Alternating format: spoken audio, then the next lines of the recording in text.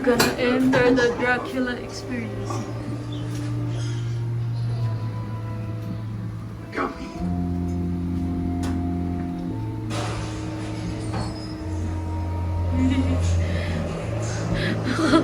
Nakakatakot!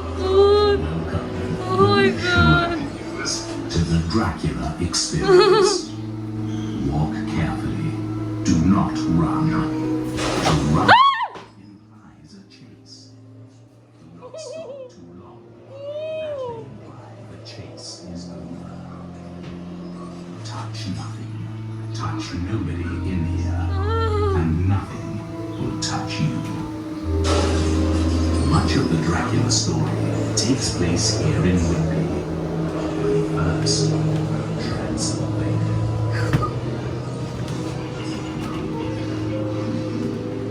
After traveling to Castle Dracula in Transylvania, Jonathan Harker is held prisoner by the hypnotic charms of Dracula's female vampires.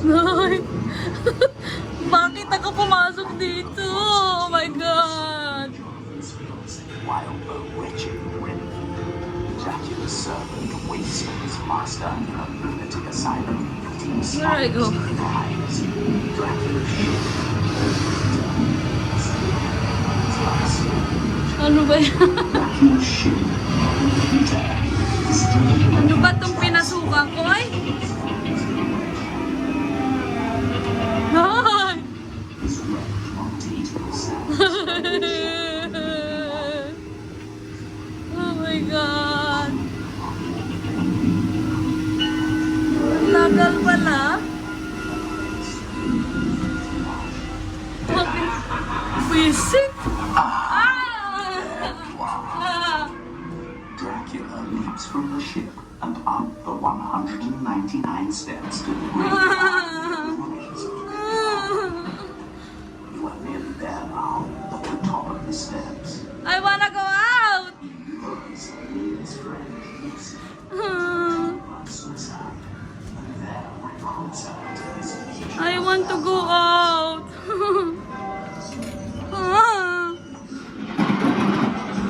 Ano ba yan?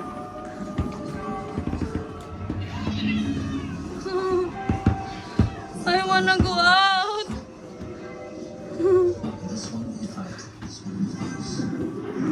Ano ba yan?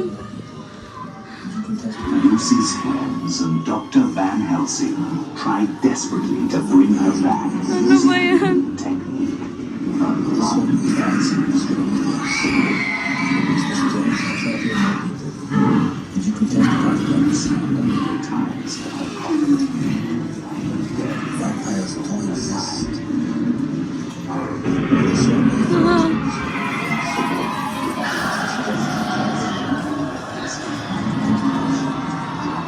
Ay!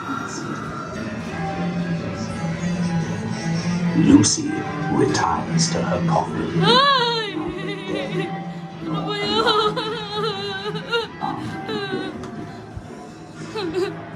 Dracula is now pursued relentlessly.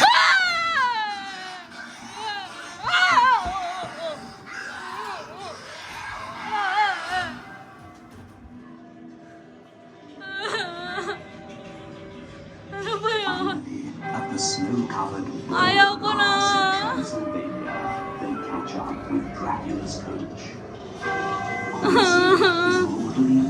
Ano ba yan? Eventually, Jonathan Harker meets his crew. Ano ba yan? Ay!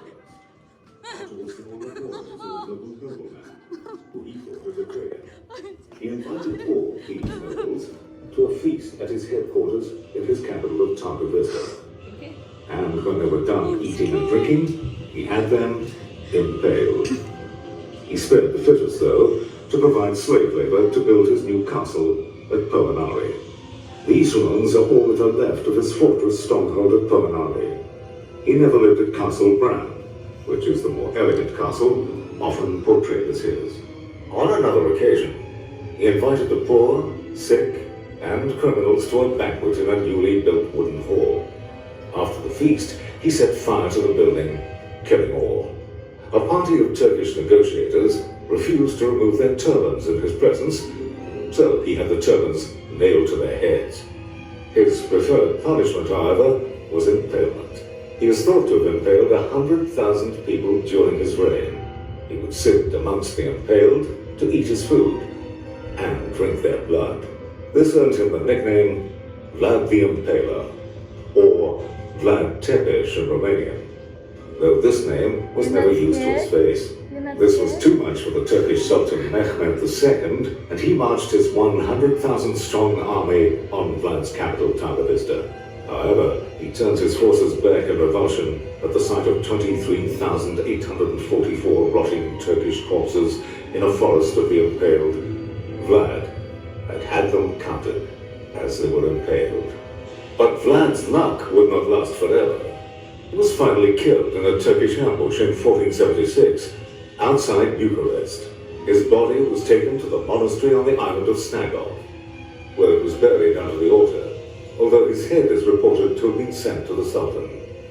In 1931, the Romanian government exhumed the grave. The grave was empty. Where is Dracula? 400 years later, Bram Stoker, born in Dublin, Ireland, became a London theatre manager to a famous actor, Henry Irving, at the Lyceum. He was also an aspiring author. After writing several unsuccessful books, he took his family on holiday in the Yorkshire seaside town of Whitby, staying at a house in Royal Crescent on the West Cliff. His landlady, Fanny Harker, would lend her name to one of the book's main characters, Jonathan Harker.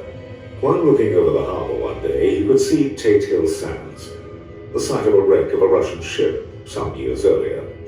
This gave him an idea for a new book he'd been researching called The Undead, with the main character, a Count Vampire. Part of his research took place in this very building, and in the room where you are now sitting. In 1897, this building was known as the Captain's Reading Rooms. One of the buildings that Bram Stoker visited back in the 1890s is this one on my right. Back in his day, this was the Captain's Reading Room. Captains would anchor their ships in the harbour and row across to these reading rooms to eat, drink, and meet other captains. They could read the London and local papers here and arrange future cargoes. Stoker also did much of his research here, asking the captains and locals about folklore.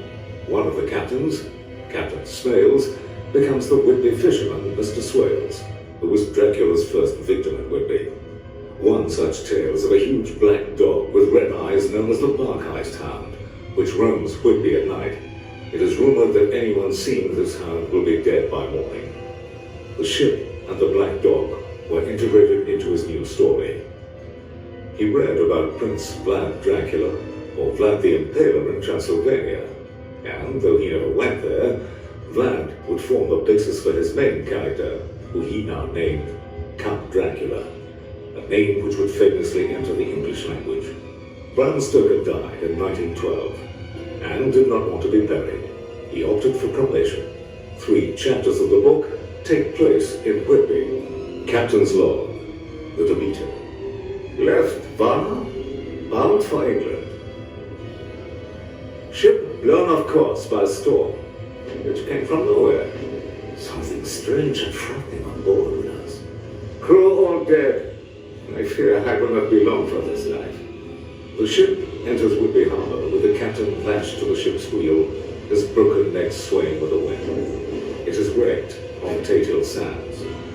A huge black dog was seen to leap off the shipwreck and race up the 199 steps to the graveyard at St. Mary's Church near the ruins of Whitby Abbey. Lucy Westenra and Mina Murray were staying at the house on the Crescent, now East Crescent. Under a hypnotic trance, Lucy is drawn from her bed and outside along North Terrace and past the Royal Hotel to the top of West Cliff.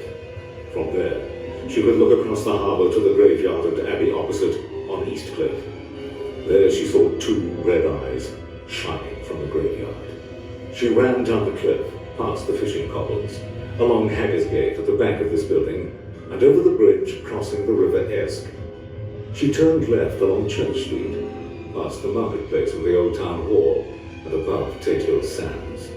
Then she continued on Haggerscliff, now Henrietta Street, also known as the haunt of the Barkheist Hound. She raced up the 199 steps to the graveyard and to the grave of a suicide.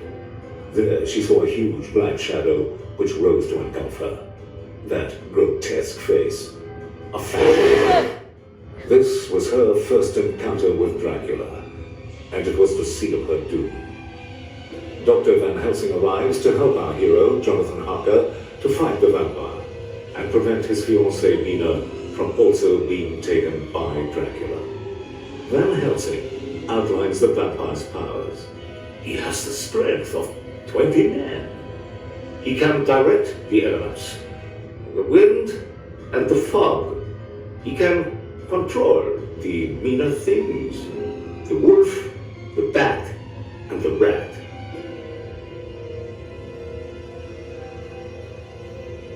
The last location in Whitby is the railway station, where Solicitor Billington directs the loading of the crates of earth with Dracula's sleeping body in one crate on its way to Purfleet, London. After further events in London, Harker, Arthur, Quincy, and Van Helsing chase Dracula back to Transylvania, where they succeed in cutting Dracula's head from his body. It seems that Dracula's reign of terror is over. What do you think? But consider this dismaying observation.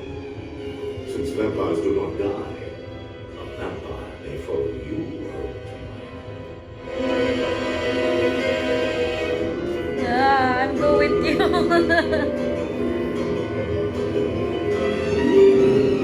We're not finished yet. Oh, thank God for that. Oh, thank God. Thank God it's finished.